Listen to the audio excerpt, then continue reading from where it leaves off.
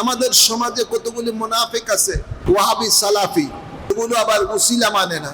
যেহেতু শয়তান চায় না আল্লাহর বান্দারা আল্লাহর দরবার থেকে ক্ষমা পেয়ে যায়, এটা শয়তান চায় না। এই জন্য কই উসিলা ধরা বেদাত শিরক। নাউযুবিল্লাহ বলেন। আল্লাহ বলেন ইয়া আইয়ুহাল্লাযীনা আমানু তাকুল্লাহা ওয়াবতাগু ইলাইহিল ওয়াসিলা।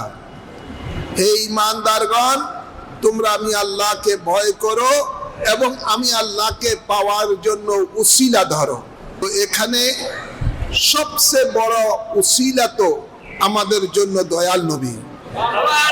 কি বলেন? দয়াল নবী তো হলো আমাদের জন্য সবচেয়ে বড় উসিলা আল্লাহকে পাওয়ার জন্য। নবী না আসলে কি আমরা আল্লাহকে চিনতে পারতাম? তো এটাই তো আমাদের জন্য বড় উসিলা। নবীর মাধ্যমেই তো আমরা আল্লাহকে পেয়েছি। উসিলা মানে মাধ্যম। নবীর মাধ্যমে আমরা মাহে রমাদান পেয়েছি, নবীর মাধ্যমে আমরা আল্লাহকে চিনতে পেরেছি, রোজা পেয়েছি, হজ পেয়েছি, যাকাত পেয়েছি, সব কিছু ইবাদত পেয়েছি তো নবীর উসিলা।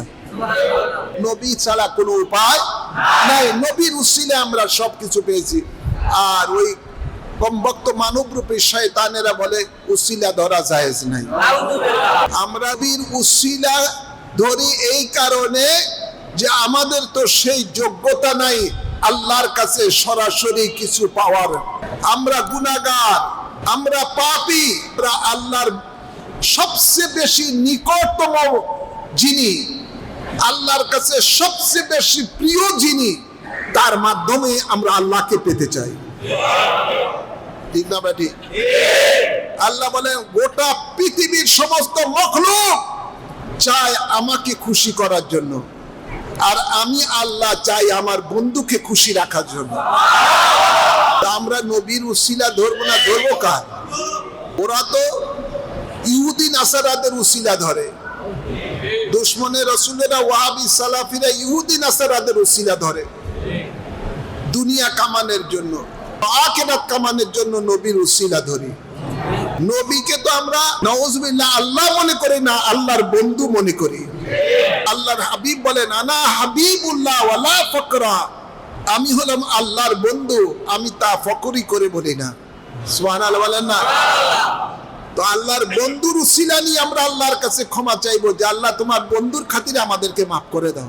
আল্লাহ ডাক দিয়ে বলেন ও আদম শুনো, যার উসিলা নিয়ে আমার কাছে তুমি ক্ষমা চাইছো, তাকে যদি সৃষ্টি না করতাম তুমি আদমকেও সৃষ্টি করতাম না। কুল কায়নাত আমি কোনো কিছুই সৃষ্টি করতাম না। 350 বছর আগেই তার উসিলা নিয়ে আমার কাছে ক্ষমা চাইতা, আমি তখনই তোমাকে ক্ষমা করে দিতাম। আল্লাহ বলেন যাও আদম, তোমাকে আমি ক্ষমা করে দিলাম।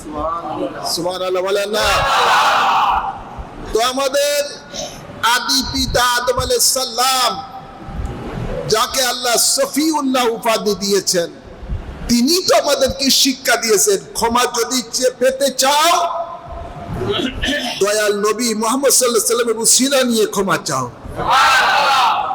ক্ষমা পেতে হলে তাকে তার উসিলা নিয়ে ক্ষমা চাও, তাহলে ওই ক্ষমা আল্লাহ সাথে সাথে কবুল করে নিবে।